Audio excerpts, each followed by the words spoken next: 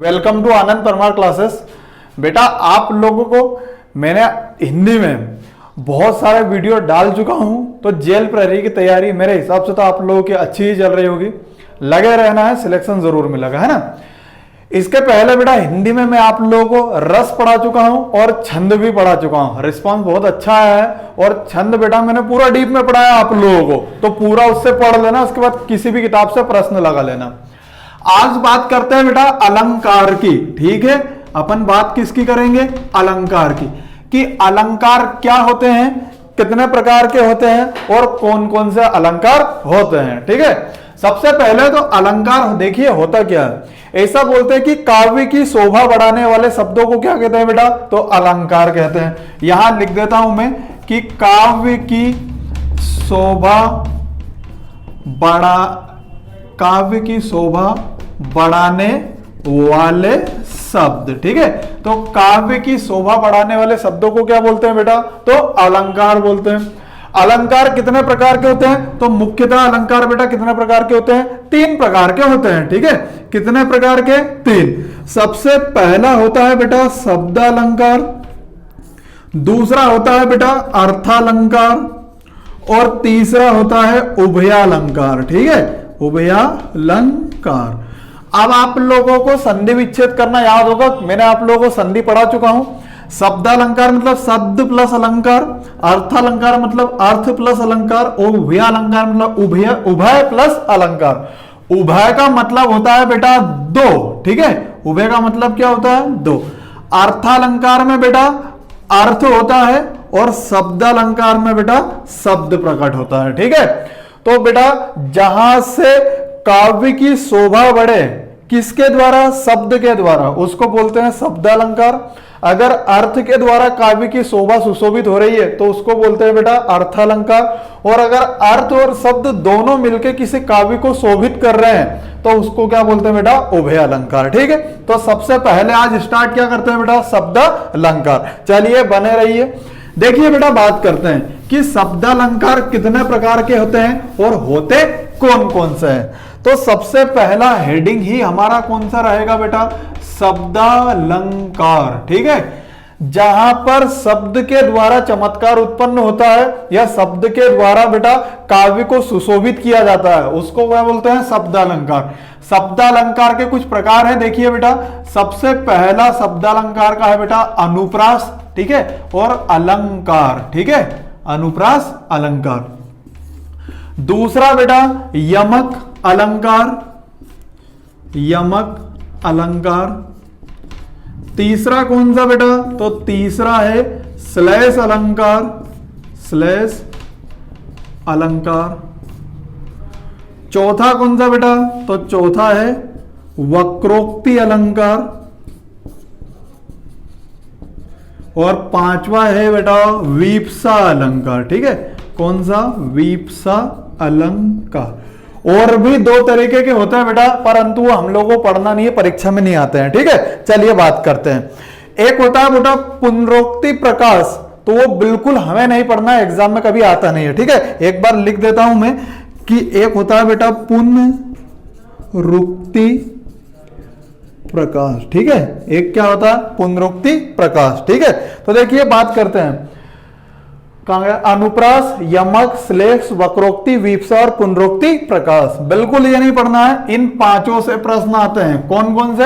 अनुप्रास, यमक, श्लेष, वक्रोक्ति और वीप्सा। तो चलिए देर ना करते हुए एक एक उठा लेते हैं। तो सबसे पहले किसकी बात करता हूं बेटा? अनुप्रास अलंकार की, ठीक है। तो सबसे पहला हेडिंग ही हमारा क्या रहेगा बेटा? अनुप्रास अलंकार। देखिए अनुप्रास अलंकार यह होता है कि जहां पर एक ही वर्ण की बार बार आवृत्ति हो, ठीक है। किसकी आवृत्ति? एक ही वर्ण की बार बार आवृत्ति होती है बेटा, तो उसको बोलते हैं क्या? अनुप्रास अलंकार।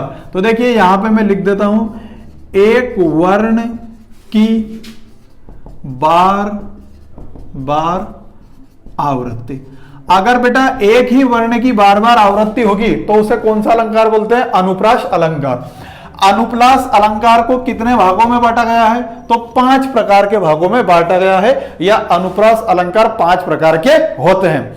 कभी आप लोगों से परीक्षा में पूछे कि अनुप्रास अलंकार कितने प्रकार के, तो बेटा कितने प्रकार के, 5 प्रकार के। आप लोगों ने अभी तक यही सुना होगा कि एक अनुप्रास अलंकार होता है और एक वर्ण बार बार आता है, पर मैं आप लोगों को देखिए पूरा पढ़ाऊंगा 5 प्रकार के कौन कौन से होते हैं। अनुप्रास अलंकार में बेटा सबसे पहला जो अलंकार होता है वो होता है बेटा, बात करते हैं तो वो होता है छेकानुप्रास। कौन सा? छेकानुप्रास। दूसरा होता है बेटा वृत्यानुप्रास। तीसरा कौन सा होता है? तो तीसरा होता है बेटा श्रुत्यानुप्रास। चौथा कौन सा? तो चौथा होता है बेटा अंत्यानुप्रास। और पांचवा कौन सा होता है? तो पांचवा होता है बेटा लाटानुप्रास। ठीक है, लाटानुप्रास। तो अनुप्रास अलंकार किसके अंदर आता है? अनुप्रास अलंकार आता है बेटा शब्द अलंकार के अंतर्गत। ठीक है, अनुप्रास अलंकार कितने प्रकार के? पहली बात तो ये देखिए कि अनुप्रास अलंकार क्या होता है, तो एक वर्ण की बार बार आवृत्ति हो तो उसको बोलते हैं अनुप्रास अलंकार। अनुप्रास अलंकार कितने प्रकार के? 5 प्रकार के, छेकानुप्रास, वृत्यानुप्रास, श्रुत्यानुप्रास, अंत्यानुप्रास और लाटानुप्रास। ये 5 प्रकार के क्या होते हैं बेटा? अनुप्रास अलंकार।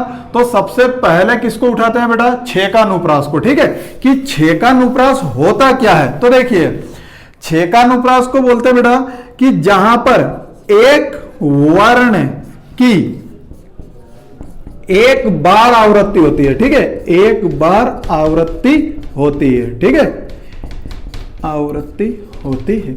अगर एक वर्ण की एक बार आवृत्ति होती है तो उसको बोलते हैं बेटा क्या? उसको बोलते हैं छेकानुप्रास। ठीक है, बात करते हैं। एक याद रखिएगा कि जैसे ये रा आया तो ये कितनी बार आया? एक बार।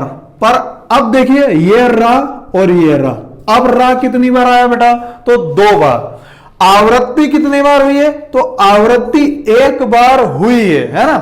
कंफ्यूज बिल्कुल नहीं होना है। रा कितनी बार आया? 2 बार। पर आवृत्ति कितनी बार हुई? 1 बार। क्लियर है निमक? या फिर ये याद रख लेना कि अगर कोई सा भी वर्ण जितनी भी बार आए, एक घटा दोगे तो उसकी आवृत्ति निकल जाएगी। जैसे मैं बोलूं बेटा ये रा रा रा और ये रा कितनी बार आया? 4 बार। तो आवृत्ति कितनी बार हुई बेटा? 3 बार। क्लियर है इतनी बार? तो अब आप लोगों को समझ में आ गया होगा कि छेकानुप्रास में एक वर्ण की कितनी बार आवृत्ति होती है? तो 1 बार। तो वो आता कितनी बार है? वो आता है बेटा 2 बार। क्लियर है इतनी बार? देखिए इसका उदाहरण देख लेते हैं छेकानुप्रास का। देखिए उदाहरण देख, छेकानुप्रास का उदाहरण देखते हैं। छेकानुप्रास का उदाहरण है इस करुणा कलित हृदय में। ठीक है, इस करुणा कलित हृदय में अब विकल रागिनी बसती। देखिए इस करुणा कलित हृदय में अब विकल रागिनी बसती। तो देखिए यहां पे बेटा पहला वर्ण क्या है? का। और यहां पे भी पहला वर्ण क्या है बेटा? का। देखिए यहां पे पहला वर्ण का और यहां पे भी क्या है बेटा? पहला वर्ण का। पहले वर्ण को देख रहे हो तो हमेशा पहले वर्ण को ही देखना है। दूसरे वर्ण को देख रहे हो तो हमेशा दूसरे वर्ण को देखना है। तीसरे वर्ण को देख रहे हो तो हमेशा तीसरे वर्ण को ही देखना है। तो देखिए इसमें बेटा हमने पहले पहले वर्ण देखे। अब आप लोगों को लगेगा कि सर का कितनी बार आया? 2 बार। तो 2 बार आया तो 1 बार आवृत्ति होगी। मैंने आप लोगों को बताया कि कोई वर्ण जितनी भी बार आए उसमें से 1 घटा दोगे तो उसकी आवृत्ति निकल जाएगी। ठीक है, अब कुछ बच्चों को डाउट होगा कि 1 का तो यहां पे भी आया, तो बेटा का इधर पहले नंबर पर आया, इधर भी पहले नंबर पर आया। क्या ये का पहले नंबर पर आया? बिल्कुल नहीं, दूसरे नंबर पर आया है। इसलिए इसको बेटा इसकी आवृत्ति नहीं गिनेंगे। पहले नंबर पर आ तो पहले पे ही आना चाहिए, दूसरे पे आ रहा तो दूसरे पे आना चाहिए। ठीक है, तो देखिए का कितनी बार आया बेटा? 2 बार। तो आवृत्ति कितनी बार हुई बेटा? तो आवृत्ति कितनी बार हुई? 1 बार। बस इसी से आप लोगों को पता लगा लेना है, यही है बेटा छेकानुप्रास। क्लियर है इतनी बात? चले, अगर किसी वर्ण की 1 बार आवृत्ति हो तो कौन सा बेटा? छेकानुप्रास। ठीक है, चलिए अब देखिए दूसरा प्रकार क्या होता है अनुप्रास अलंकार का। दूसरा होता है बेटा वृत्यानुप्रास। ठीक है, वृत्यानुप्रास। वृत्यानुप्रास अलंकार। वृत्यानुप्रास अलंकार क्या बोलता है बेटा? तो एक वर्ण की एक से ज्यादा बार आवृत्ति, ठीक है। एक वर्ण की एक से ज्यादा बार आवृत्ति होगी तो वहां पे बेटा वृत्यानुप्रास। एक बार आवृत्ति होगी मतलब 2 बार आएगा, एक बार आवृत्ति होगी मतलब 6 का अनुप्रास, और एक से ज्यादा बार आवृत्ति हुई तो बेटा वो कौन सा, वृत्यानुप्रास अलंकार। देखिए इसका उदाहरण देख लेते हैं। यहां लिखा बेटा मैंने कंकन किंकिनी, ठीक है, कंकन किंकिनी, नूपुर धूनी धूनी, ठीक है। मैंने आप लोगों को बताया कि पहले वाला वर्ण देख रहे हो तो पहला ही देखना है, दूसरा देख रहे हो तो दूसरा देखना है। अब देखिए यहां पे लास्ट में क्या आया बेटा, ना आया, तो ये ना, ये ना, उसके बाद इसको नहीं गिनना है ना, ये पहले नंबर पर आया और इधर लास्ट में आया। देखिए ये ना और ये ना कितनी बार आया बेटा, 4 बार। आवृत्ति कितनी बार हुई, तो आवृत्ति हुई कितनी बार बेटा, 3 बार। क्लियर है इतनी बार। कितनी भी बार वर्ण आए उसमें से एक बार माइनस कर दोगे तो उसकी क्या निकल जाएगी बेटा, आवृत्ति निकल जाएगी, ठीक है। तो देखिए ना ना ना ना कितनी बार आया, 4 बार, तो आवृत्ति कितनी बार हुई बेटा, 3 बार। तो एक वर्ण की एक से ज्यादा बार आवृत्ति होगी तो वो वृत्यानुप्रास हो जाएगा, और एक बार आवृत्ति होगी तो वो 6 का अनुप्रास हो जाएगा। कोई कोई विद्वान बोलता है कि एक वर्ण की 3 बार आवृत्ति होगी, मतलब 3 बार आवृत्ति होगी तो कितनी बार आएगा, 4 बार। तो अगर कोई वर्ण की 3 बार आवृत्ति होगी तो वो वृत्यानुप्रास होगा। हमें बस ये ध्यान रखना है बेटा कि अगर किसी वर्ण की एक से ज्यादा बार आवृत्ति होगी तो वो कौन सा, वृत्यानुप्रास अलंकार हो जाएगा, ठीक है। चलिए वृत्यानुप्रास के बाद बेटा आगे की बात करते हैं। एक तीसरे नंबर का क्या आता है उसको देख लेते हैं। एक आता है बेटा श्रुत्यानुप्रास, ठीक है, श्रुत्यानुप्रास। श्रुत्यानुप्रास अलंकार क्या बोलता है, श्रुत्यानुप्रास अलंकार बोलता है बेटा एक ही वर्ग के वर्णों की आवृत्ति, ठीक है, एक ही वर्ग के वर्णों की आवृत्ति। वर्ग क्या होता है, मैंने आप लोगों को बताया कितने वर्ग होते हैं बेटा, 5 वर्ग, का, चा, टा, ता, पा। ये मैं आप लोगों को वर्णमाला में पढ़ा चुका हूं। अगर आप लोगों ने वर्णमाला का वीडियो नहीं देखा तो पहले वीडियो देख लेना है ना, मैं जो आप लोगों को पढ़ा दिया। तो बेटा का, चा, टा, ता, पा 5 वर्ग होते हैं, और हर वर्ग में कितने वर्ण होते हैं, तो 5 वर्ण होते हैं। तो 5 गुणा 5 बराबर 25 है ना। तो 25 वर्णों में बेटा अगर का आया तो का, खा, गा, घा, अणा इनकी आवृत्ति होगी, चा आया तो चा, छा, जा, जा ना। देखिए अभी समझ में आएगा। यहां बेटा मैं उदाहरण लिखूं, ऐसा लिखते हैं, देखिए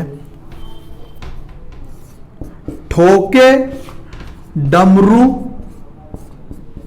टिमकी ढोल, ठीक है, ठोके डमरू टिमकी ढोल। देखिए यहां टा टमाटर का, ठा ठटेरे का, डा डमरू का और ढा ढक्कन का। तो बेटा किस वर्ग के वर्णों की आवृत्ति हो रही है, तो टा वर्ग के वर्णों की आवृत्ति हो रही है, ठीक है। क्लियर है इतनी बात, बस यही ध्यान रखना है आपको, ठीक है। तो किसी वर्ग के वर्णों की आवृत्ति हो बेटा तो उसे क्या बोलते हैं, श्रुत्यानुप्रास, ठीक है। देखिए टा वर्ग के वर्ण आ रहे हैं, और याद रखना कि ये पहले नंबर पर आ रहे तो पहले पे आएंगे, दूसरे पे आ रहे तो दूसरे पे, और तीसरे पे आ रहे तो बेटा तीसरे पे। क्लियर है इतनी बात। चलिए तो मैंने आप लोगों को 6 का अनुप्रास बता दिया बेटा, वृत्यानुप्रास बता दिया, श्रुत्यानुप्रास बता दिया। अब बात करते हैं बेटा अंत्यानुप्रास की, ठीक है। अंत्यानुप्रास, अंत्यानुप्रास क्या होता है, तो अंत्यानुप्रास में बेटा तुक आती है, ठीक है। क्या आती है बेटा, तुक आती है। अब आप लोगों को लगेगा कि तुक क्या होती है, तो मैं आप लोगों को छंद में पढ़ा चुका हूं। तुक वह होता है बेटा कि समान उच्चारण वाले शब्द। क्लियर है इतनी बात। जैसे बात करते हैं बेटा, मैं बोलूं कि लगा दी किसने आग, कहां था तू सन से नाग, तो आग और नाग एक जैसी तुक लग रही है तो उसको बोलता है बेटा तुक। मतलब एक जैसे वर्ण आते हैं बोलने पर उनको बोलते हैं क्या बेटा, तुक। तो तुक आती है तो उसको क्या बोलते हैं बेटा, अंत्यानुप्रास। चलो उसी को उदाहरण को ले लेते हैं। देखिए देखिए लगा दी किसने आग, कहां था तू सन से नाग। ठीक है, तो देखिए लगा दी किसने आग, कहां था तू संशय नाग। तो बेटा ये आग और ये नाग बोलने पे एक जैसा लग रहा तो इसको बोलते हैं तुक। तो जहां पर तुक आए वो कौन सा, अंत्यानुप्रास। चलिए समझ में आ रहा होगा बढ़िया अच्छे से। ठीक है, अंत्यानुप्रास के बाद एक आता है बेटा लाटानुप्रास। ठीक है, लाटानुप्रास अलंकार। लाटानुप्रास मतलब कोई वाक्य होता है, जैसे तो वाक्य का एक खंड होता है, खंड मतलब भाग। मैं आप लोगों को खंड का भी पढ़ा चुका हूं, तो खंड समझने के लिए आप वो वीडियो देख सकते हैं। ठीक है, तो देखिए बेटा लाटानुप्रास में बेटा वाक्य खंड की आवृत्ति होती है। आवृत्ति अभी पता लग गया आप लोगों के, आवृत्ति क्या होती है बेटा, तो एक से ज्यादा बार आए तो आवृत्ति होती है। ऐसा जरूरी नहीं कि कितनी बार आवृत्ति होती है, बस आवृत्ति होती है। ठीक है, क्लियर है इतनी बात। देखिए जैसे बात करते हैं, यहां लिखा बेटा मैंने पराधीन को है नहीं स्वाभिमान सुख स्वप्न। ठीक है, पराधीन को है नहीं स्वाभिमान सुख स्वप्न। फिर वापिस आएगा बेटा कि पराधीन को है नहीं स्वाभिमान सुख स्वप्न। पराधीन मतलब जो दूसरों पे अधीन रहता है। तो जो बेटा दूसरों पे अधीन रहता है वो कुछ कर ही नहीं पाता है, तो ना तो उसका कोई स्वाभिमान रहता है, ना ही उसके सुख रहता है, ना ही कोई उसके सपने रहते हैं। ठीक है, स्वप्न मतलब सपने। तो देखिए ये एक वाक्य आया और ये वापिस वाक्य आया, तो बेटा या तो वाक्यों की या वाक्य खंड की आवृत्ति होती है, तो उसे क्या बोलते हैं बेटा, लाटानुप्रास। इतनी बात समझ में आ रही है आप लोगों को। देखिए एक और उदाहरण बताता हूं मैं आप लोगों को। एक आता है बेटा पूत कपूत तो क्यों धन संचय, क्यों धन संचय। और एक आता है बेटा कि पूत सपूत तो क्यों धन संचय। ठीक है, देखिए अगर बेटा पूत कपूत है मतलब अगर पुत्र नालायक है तो धन का संचय क्यों कर रहे हो। नालायक है तो बेटा वो आप लोगों का धन हमेशा उड़ाएगा, पिता का धन जो है बेटा बर्बाद करेगा, कभी भी उसको आबाद नहीं करेगा। ठीक है, तो अगर कपूत है तो धन संचय क्यों कर रहे हो, वैसे भी आपको बर्बाद कर देगा। और पूत अगर सपूत है मतलब पुत्र बेटा अच्छा है, स्वाभिमानी है। ठीक है, और बात करते हैं कि मेहनत करने वाला हो, दृढ़ निश्चय वाला हो, तो भी धन संचय क्यों कर रहे हो, क्यों, क्योंकि वो खुद की मेहनत से कमा खाएगा। क्लियर है इतनी बात। तो पूत कपूत हो जब भी संचय नहीं करना है, और पूत सपूत हो तब भी संचय नहीं करना है ना। तो यही है, यही बोलना है मेरा कि वर्तमान में जियो, जितने दिन जी रहो पर अच्छे से जियो। क्लियर है इतनी बात। भविष्य के चक्कर में वर्तमान खराब कभी नहीं करना है। ठीक है, तो बेटा ये क्या होता है, लाटानुप्रास। चलिए ये मैं आप लोगों को अनुप्रास अलंकार पढ़ा दिया कि एक ही आवृत्ति, माफ कीजिएगा, एक ही वर्ण की बार बार आवृत्ति हो तो अनुप्रास अलंकार। अनुप्रास अलंकार कितने प्रकार का बेटा, 5 प्रकार का। सबसे पहला 6 का अनुप्रास। यदि किसी वर्ण की एक बार आवृत्ति हो तो 6 का अनुप्रास। यदि किसी वर्ण की एक से ज्यादा बार आवृत्ति हो तो वृत्त्यानुप्रास। श्रुत्यानुप्रास क्या होता है बेटा कि एक ही वर्ग के वर्णों की आवृत्ति होती है तो श्रुत्यानुप्रास। एक होता है बेटा अंत्यानुप्रास। अंत्यानुप्रास में बेटा होती है तुक, एक उच्चारण वाले शब्द मतलब। उसके बाद बेटा एक होता है लाटानुप्रास, मतलब वाक्य खंड की आवृत्ति होती है तो बेटा कौन सा होता है, लाटानुप्रास। चलिए अब बेटा बात करते हैं, हमारा अनुप्रास अलंकार खत्म हो गया। अभी हम क्या पढ़ रहे हैं बेटा, शब्दालंकार। ठीक है, शब्दालंकार में पहला टाइप क्या पढ़ा है मैंने आप लोगों को, अनुप्रास अलंकार। दूसरा होता है बेटा यमक अलंकार। ठीक है, तो देखिए यहां लिखूं मैं बेटा यमक अलंकार। यमक अलंकार क्या बोलता है कि एक वर्ण एक से ज्यादा बार आए, एक वर्ण एक से ज्यादा बार आए और उसका अर्थ हमेशा भिन्न हो, तो वहां पे कौन सा अलंकार होता है, यमक अलंकार। एक वर्ण एक से ज्यादा बार है मतलब 2, 3, 4, 5 बार कितनी भी बार आ सकता है, परंतु उसका अर्थ हमेशा अलग अलग निकले तो बेटा उसमें अलंकार कौन सा होता है, यमक अलंकार। देखिए बात करते हैं, मैं बोलूं बेटा जेते तुम तारे, ये उदाहरण है अपना, है ना। क्या बोला मैं, जेते तुम तारे तेते नभ में तारे, ठीक है। जेते तुम तारे तेते नभ में तारे, ठीक है। देखिए बात करते हैं, जेते तुम तारे, एक तारे यहां पे आया और तेते नभ में तारे एक यहां पे आता, ठीक है। पहले तो इसका मीनिंग बता था। जेते तुम तारे मतलब जिसको आपने तार दिया है, मतलब जिस पे आपने कृपा कर दी है, ठीक है। तेते नभ में तारे मतलब बेटा उसकी तुलना किससे की गई है, नभ मतलब आसमान के तारों से, ठीक है। तो ये तारे का मतलब क्या होता है बेटा, तारे मतलब तारे वाला, और इस तारे का मतलब होता है बेटा उद्धार करना, ठीक है। क्या बात होती है, उद्धार करना। तो दोनों शब्द दो बार आए या एक शब्द दो बार आया, परंतु दोनों बार इसका अलग अलग अर्थ निकले, तो वहां पे कौन सा अलंकार बेटा, यमक अलंकार। समझ में आ गया होगा, ठीक है। चलिए यमक अलंकार के बेटा उसके बाद, यमक अलंकार के बाद एक और अलंकार आता है, उसको बोलते हैं बेटा श्लेष अलंकार, ठीक है। अभी क्या पढ़ रहे हैं हम, शब्द अलंकार। शब्द अलंकार में अगला टाइप क्या है बेटा, श्लेष अलंकार। श्लेष अलंकार ये बोलता है दोस्तों कि एक वर्ण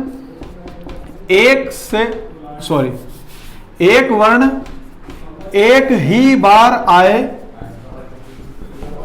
परंतु उसका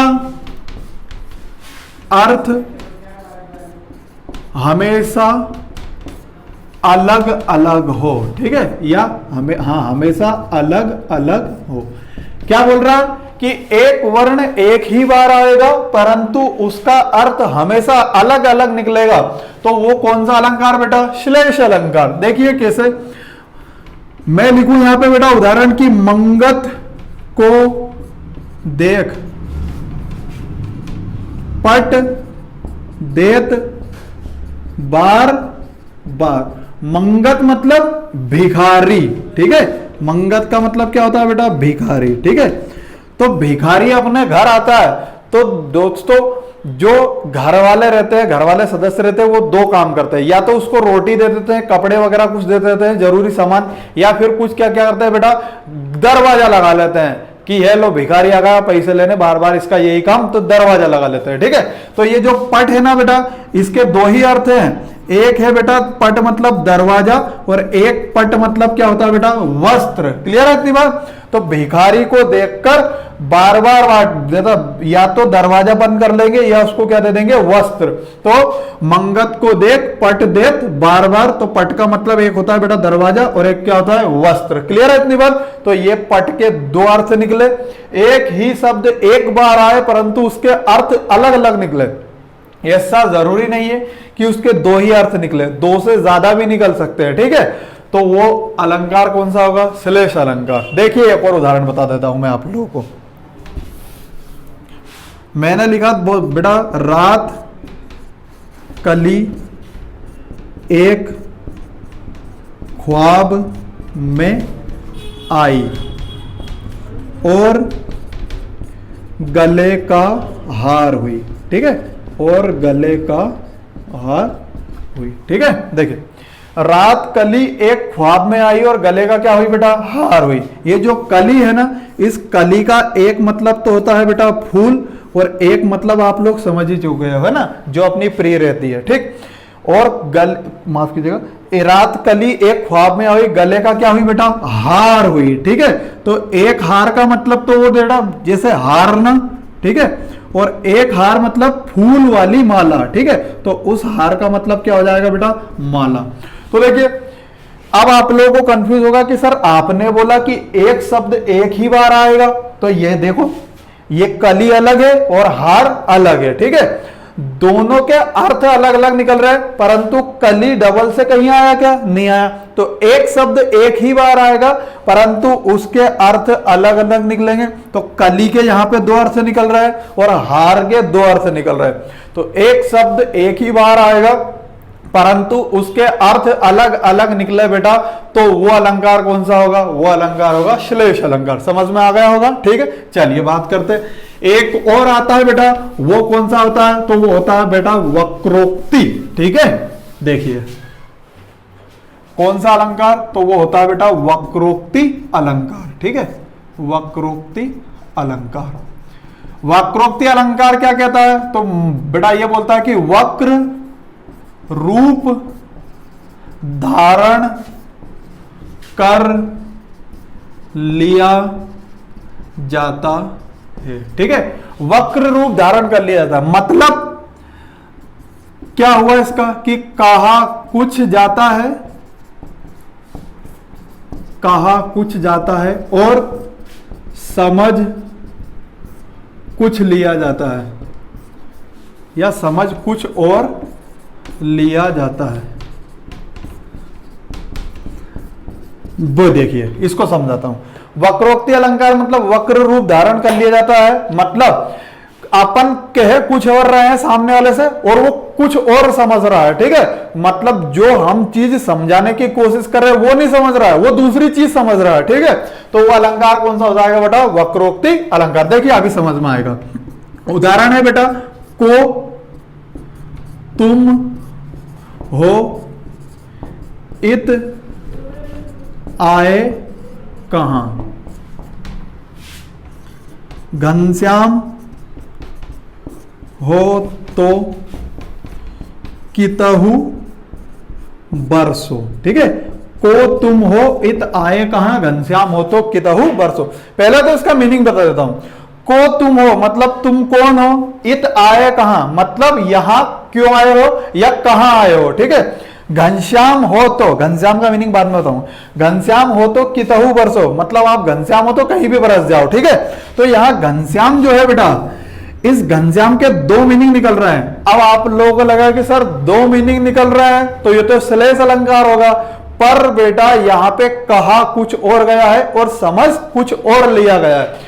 इतना थोड़ा सा पता लगाना पड़ेगा आप लोगों को, तो मैं आप लोगों को दोनों में डिफरेंशिएट बता दूंगा, एक श्लेष अलंकार और एक वक्रोक्ति अलंकार में होता क्या है। देखिए यहां पे देखने पे ही अपने को पता लग रहा है बेटा कि देखिए, को तुम हो इत आए कहां है मतलब तुम कौन हो, यहां क्यों आए हो, घनश्याम हो तो कितहु बरसो मतलब जब कृष्ण जी अपने घर पे जाते हैं या कृष्ण जी बेटा बात करते हैं, राधा जी से मिलने जाते हैं। ठीक है, तो राधा जी से मिलने जाते हैं तो जो राधा जी के घर का गेट खटखटाते हैं, ठीक, तो गेट लगा रहता है बेटा, तो उनको ऐसा लगता है कि जो है बादल आ रहा है बरसने के लिए।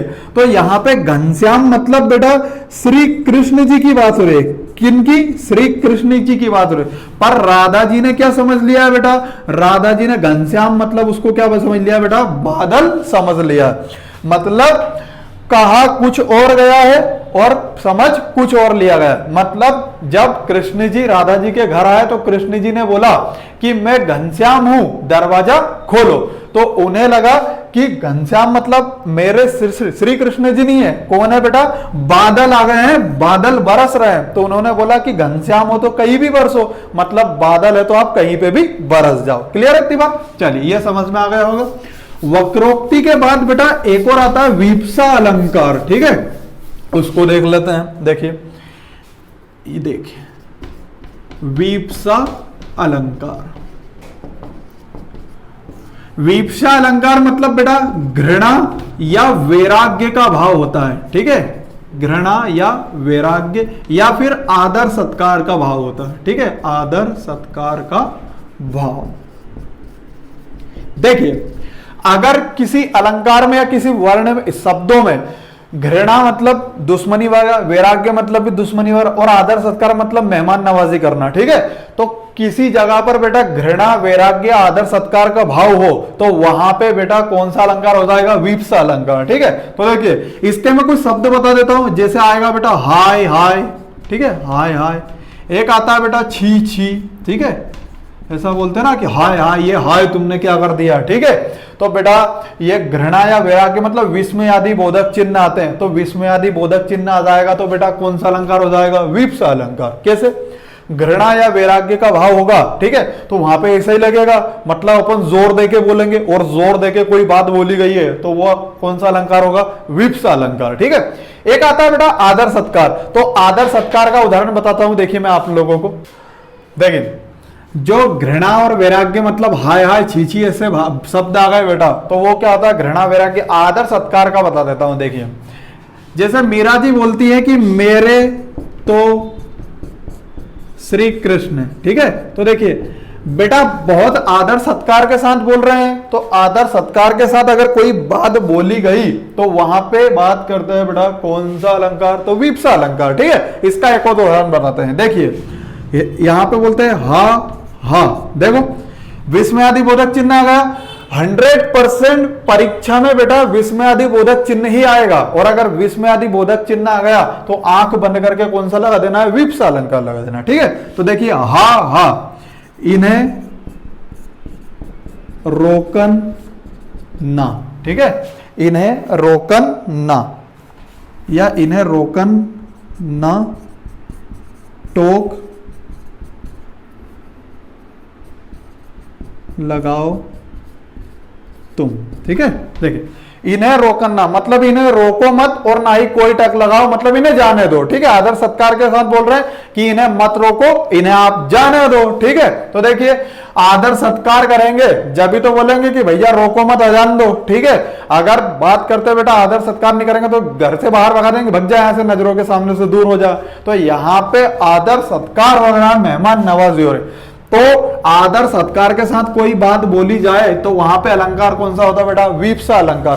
पहचानने की सबसे अच्छी ट्रिक कौन सी, विस्मयादि बोधक चिन्ह आ गया तो अलंकार कौन सा बेटा, विप्सा अलंकार। क्लियर है इतनी बात। चल तो बेटा ये पूरा का पूरा क्या हुआ अपना शब्द अलंकार। इसको एक बार और रिवाइज करवा देता हूं, देखिए क्या क्या मैंने आप लोगों को आज पढ़ाया। देखिए 2 मिनट में रिवाइज कर दे। शब्द अलंकार में बेटा सबसे पहला क्या है, अनुप्रास। दूसरा क्या है बेटा, यमक। तीसरा क्या है बेटा, श्लेष। एक क्या है बेटा, वक्रोक्ति।